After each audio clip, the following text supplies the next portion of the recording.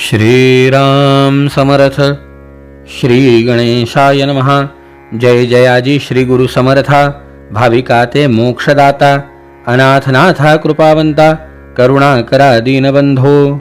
श्री गणेशाला, शारदेला, समर्थ सद्गुरूंना वंदन करून क्षणभर नामस्मरण करू. अधिक मास महात्म्य ग्रंथाचा 19वा अध्याय श्रवण करू.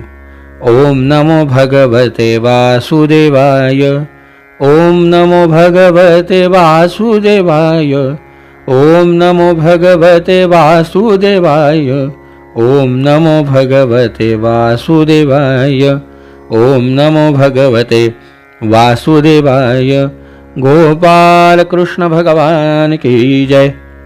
श्रोते हो, क्षीराब्धिजा वदे पुरुषोत्तमा. अनुपम्य ऐकिला जी महिमा. तरी पुढील परिसावे नेमा. कवणे परी आचरावे. कवण उद्धरोणी गेला. आणखीन कुणाकुणाचा उद्धार झाला देवा? कवणे नेम असा साधिला. असा कोणता नियम केला की जेणेकरून त्याच्या जीवनामध्ये सगळ्या पापांची धुनी झाली? हे भगवंतानी ऐकलं आणि भगवंत म्हणतायत, हे लक्ष्मी, मेरू सिंधो तु नगरी वर्तते बहुविस्तरा. नामना शिवपुरी ख्याता. शिवस्याति प्रिया सदा. मेरू तळाच्या ठाई जाण. शिवकांची नगरी विस्तीर्ण. ब्रह्मसमुदावो परिपूर्ण. अध्ययन घरोघरी. शिवकांची नावाच्या नगरामध्ये ब्राह्मण समुदाय राहत होता. घरोघरी वेदाचं अध्ययन. गोकर्णाचे पश्चिम दिशे अपूर्व नगरी ते असे. तिथे चारीही वर्णांचे लोक आपल्या स्वधर्म आचरण करून भगवंताची सेवा करतायत. वेद मर्यादा नुल्लंघिती. कुणी वेदांची आज्ञा मोडत नव्हतं. अशी परमपावंती नगरी. त्या नगरीमध्ये एक सेवक राहत होता. ज्ञानार्जनाची साधना जमली नाही. क्षात्रतेज मिळवता आलं नाही. व्यापार करता आला नाही. म्हणून जे जमेल तिथे त्या त्या ठिकाणी सेवा करून, सेवाभाव सांभाळून यांनी आपला उदरनिर्वाह करावा. आता मंडळी, एक गोष्ट महत्त्वाची असते, आपण करतोय काय यापेक्षा किती श्रद्धेनी, प्रेमाने आणि किती आपला शुद्ध भाव ठेवून आपण आपलं कर्म करतो ह्याला फार महत्त्व आहे. याच्यात काहीही कमी काहीही जास्त नाही आहे. ज्याची ज्याप्रमाणे बुद्धीची म्हणा, शरीराची म्हणा, व्यवसायाच्या चातुर्याची म्हणा, कला अवगत असेल त्याप्रमाणे तो साधना करणारच. पण हे काही जरी जमलं नाही तरी सेवाभाव का होईना तो मात्र उत्तम असावा. कारण आजकाल आपण पाहतो सेवाभाव फार दूषित झालाय. प्रत्येकाला आपण एका वेगळ्या पदावर असावं वाटतं.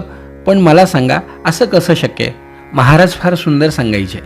महाराज म्हणायचे, गाडीच्या चारीही चाकांमध्ये सारखी हवा पाहिजे. कमी जास्त असून उपयोग नाही. प्रत्येकाने आपलं कर्म हे उत्तमच केलं पाहिजे तर गाडी चालणार ना. तर हा धर्माचा, ज्या धर्माचे हे 4 मुख्य अंग आहेत आणि या मुख्य अंगानेच हे कार्य पूर्ण होणार आहे. त्यामुळे कमी आणि मोठं लहान कोणी जास्त असं नाहीच आहे. मग त्यांनी आपला सेवाभाव फार तन्मयतेने सांभाळायचा. बरं, तो तसाच, त्याची बायकोसुद्धा तशीच. तयाची भार्या पतिव्रता पूर्ण. नुल्लंघी कदा पतिवचन. तेही विप्र सेवा करून जाण. कुटुंब रक्षण करिता ती. चाललाय, उदरनिर्वाह चालू आहे. सेवाभाव उत्तम आहे. एक दिवस या उपरी एके दिनी मलमासे संधी जाणुनी. विप्रमेळात एक क्षणी स्नानाला गुणी चालला. अधिक मासाच्या निमित्ताने गावातली सगळी विप्रमंडळी समुद्र स्नानाकरता चालली आहे. गोकर्ण महाबळेश्वराच्या दर्शनाकरता चालली आहे. हे या सेवकाने त्याच्या पत्नीने पाहिलं. हात जोडून त्यांनी प्रार्थना केली, आपण चांगली गोष्ट करायला चाललात, आम्हाला बरोबर घेतलं तर फार बरं होईल. आधी हिने नवऱ्याला विनंती केली आणि दोघांनी मिळून त्या विप्रांना विनंती केली. या लागी प्राणनाथा पाही. विप्रा सांगाते चला सर्वही. दान धर्माते धनते नाही. जरी आपल्याकडे धन नसलं तरी परी करू देह पवित्र. किमान आपल्या या नरदेहाचं तरी सार्थक करू. कारण मंडळी, एक गोष्ट लक्षात ठेवा, माणूस ज्या संगतीत राहतो ना, त्या संगतीचे विचार त्याला आपोआप कारणीभूत ठरतात त्याचं जीवनशैली घडवण्यासाठी. माझे आजोबा लहानपणी एक छान गोष्ट सांगायचे. ते सांगायचे की एक राजा होता. दुपारच्या वेळेला तो आपल्या नगरीत काय चाललंय म्हणून बघण्यासाठी वेषांतर करून निघाला. एका दाराहून जात असताना दाराशी बांधलेल्या पोपटाने राजाला अपशब्द बोलायला सुरुवात केली. राजाला वाईट वाटलं आणि तिथून पुढे गेल्यावरती एकाच्या दारात बांधलेल्या पोपटाने राजाचं आगंतव्य महाभाग स्वागत केलं. राजाने विचार केला. जेव्हा आपल्या महालात परत गेला, दोघांच्याही मालकाला बोलावलं. तेव्हा राजाच्या लक्षात आलं की एक जण होता तो कायम चोरी चपाटी हाणामाऱ्या करायचा आणि दुसरा जो होता ज्ञानदानाचं काम करत होता. मग राजाच्या लक्षात आलं की अरे, हा त्या पोपटांचा दोष नाहीये, हे ज्यांच्या घरी राहतात त्यांच्या संगतीमुळे त्यांची अवस्था ती झाली आहे. म्हणून राजाने विद्वानाचा सत्कार केला तर चोराला कैद केलं. असा असतो संगतीचा परिणाम. यासाठी शास्त्रकारांनी फार छान वचन म्हणलंय.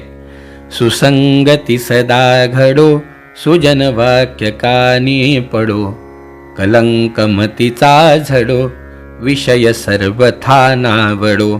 याच्यासाठी चांगल्यांची संगत घडली पाहिजे. चांगल्यांच्या संगाने चांगलंच होतं. आपल्याला एकनाथ महाराजांचा अभंग सुद्धा माहिती आहे.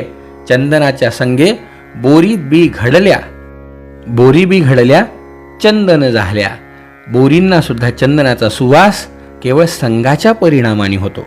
मंडळी, हे होते सेवक, पण ज्ञानी लोकांच्या संगतीत गेले आणि स्वतःचं कल्याण करून घेतलं.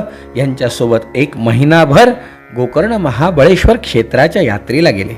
आणि तिथे गेल्यावर काय हो मंडळी, नित्य करीते स्नान दानास, यात्रा राहिली 1 मास, विप्रास वे क्षुद्र हि स्नानास, स्त्रिये सयेत जातसे. रोज जे हे करतायत ते पाहून पाहून हे दोघंही नवरा बायको करतायत. मौन्य न बोलती कवणासी, नक्त राहती उपवासी, सायंकाळी सारिती भोजनासी, नित्य नेमे वर्तत. 1 महिनाभर हे सुंदर काम केलं. आणि काय हो मंडळी, खरंच एखाद्याची लगन असते, मग संचय होतो धनाचा. महिनाभर हे सगळं करत असताना काड्या वेचण्याचं जे काम केलं, काड्या विकण्याचं जे काम केलं राणावनातल्या, त्याच्यातून जे काही धन उत्पन्न झालं, त्या उत्पन्नामध्ये यांनी यथास्थित आपण केलेल्या महिन्याभराची व्रताची सांगता केली. भगवंताच्या कृपेने हे सगळं घडून आलं. आणि मग आशीर्वाद म्हणून मंत्राक्षता मिळाल्या की जे व्रत केलं त्याचा आशीर्वाद मिळो. ते पुण्य गाठीशी घेतलं आणि घराकडे यायला निघाले. रस्त्यामध्ये मंडळी, तव नवल वर्तले तये क्षणी, रात्र झाली 1 यामिनी.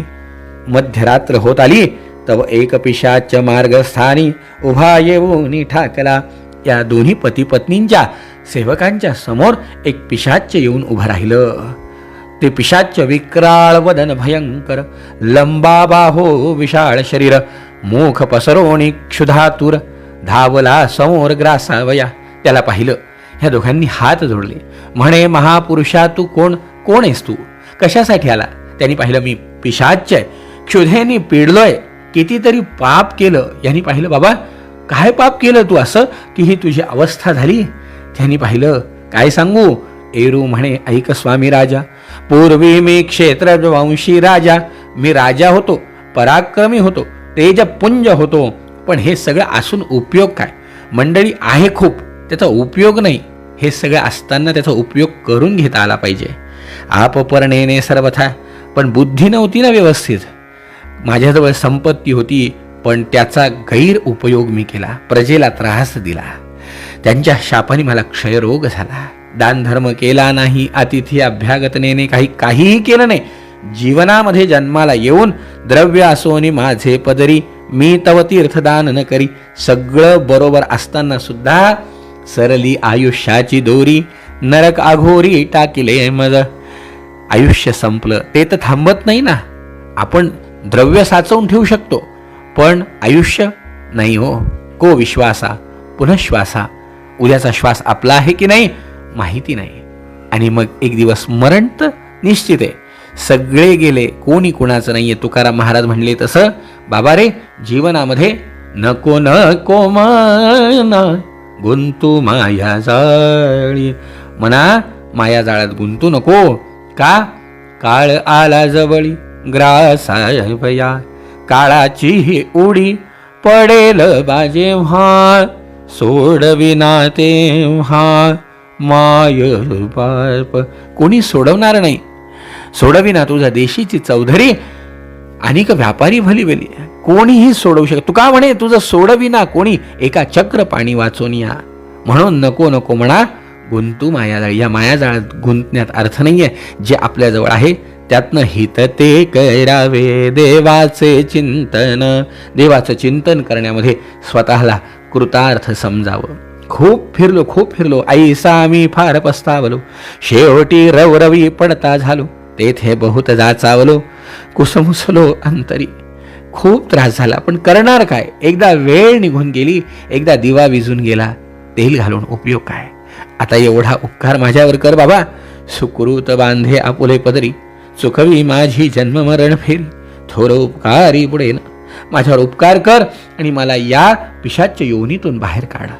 आणि मग काय हो मंडळी, या सेवकांनी महिनाभर जे पुण्य केलं होतं त्या पुण्यातून सांगितलंय की मी 7 दिवस जे पुण्य आचरण केलं, हे 7 दिवसाचं पुण्य तुला अर्पण करतो.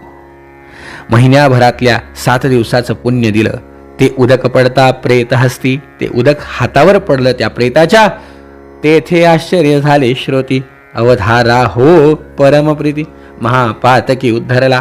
महापातकी असताना त्याचा उद्धार झाला 7 दिवसाच्या व्रताचरणाच्या फळाने. मंडळी, केल्याने होत आहे रे, आधी केलेचे पाहिजे. समर्थ म्हणतायत ना, ते काही उगाच नाही. हळूहळू बनत बनत बन जाए. एक दिवस का होईना, वक्त आवेगा ऐसा कभी ना कभी हम भी पाएंगे प्रभु को कभी ना कभी. ऐसा विश्वास दिल में जमाते चलो. असा विश्वास महत्वाचा आहे. आणि कृष्ण गोविंद गोपाल गाते चलो. जीवनामध्ये करत राहावं. नाही महिना, 15 दिवस, नाही 7, 3 दिवस, 1 दिवस का होईना, कोणत्याही प्रकारे फक्त शुद्ध भाव अंतःकरणामध्ये ठेवून जेव्हा आम्ही हे व्रत वैकल्य करतो तेव्हा भगवत कृपा आम्हाला प्राप्त होतीच. मंडळी, आज तरी आपल्या हातामध्ये अजून 11 दिवस आहेत. येणाऱ्या 11 दिवसामध्ये सुद्धा आपण हे धर्म कर्म करू शकतो. आपल्याला जे माहिती आहे ते अनेकांना सांगू शकतो आणि कल्याणाचा मार्ग सुखकर करू शकतो. जय जय रघुवीर समर्थ.